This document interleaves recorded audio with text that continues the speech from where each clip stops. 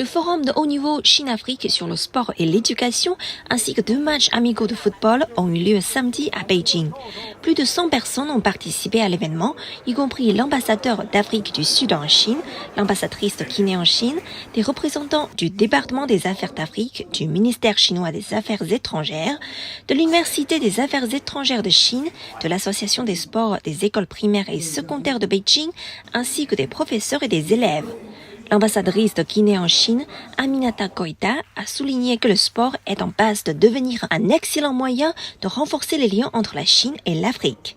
Le sport est un moteur de performance, de connaissance, de connexion entre l'Afrique et la Chine.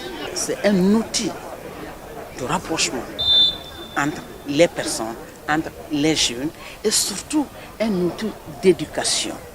Parce que ça permet aux jeunes enfants qui apprennent le sport de savoir se contrôler, de savoir s'accepter et de savoir jouer.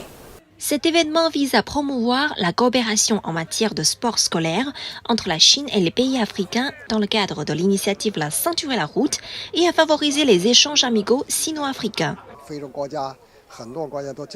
De nombreux pays d'Afrique ont rejoint l'initiative La Ceinture et la Route. Nous entendons promouvoir l'amitié entre la Chine et l'Afrique à travers ce match de football. Renforcer les échanges sportifs mutuels, en particulier entre les jeunes, permet aux adolescents de se connaître, de se respecter et de se rapprocher, contribuant ainsi au développement des relations entre la Chine et l'Afrique. L'événement d'aujourd'hui est simplement une rencontre culturelle pour un brassage de nos cultures, pour un brassage entre l'Afrique et la Chine. Et donc nous sommes venus entre amis pour jouer et faire connaissance. Après le forum, 2 matchs amicaux de football sino-africains ont été organisés. Les élèves du primaire et du secondaire de Chine et d'Afrique ont ouvert le bal. Ensuite, l'équipe des enseignants des écoles primaires et secondaires de Beijing a affronté l'équipe des diplomates africains. Au final, ce sont les enfants africains et l'équipe des enseignants de Beijing qui ont remporté la victoire. C'était un match amical, un match qui nous permet de nous rapprocher, encore de tisser beaucoup plus d'amitié avec des amis chinois. On a joué et comme on l'a dit, ils ont gagné et on n'a pas démérité. Mais l'essentiel, c'est cette coopération, cette cohésion entre nous et c'est la joie pour nous. Merci bien. Ouais. C'est l'amitié, la Chine-Afrique. On est très contents aujourd'hui. Bravo tout le monde. Et on attend un match retour.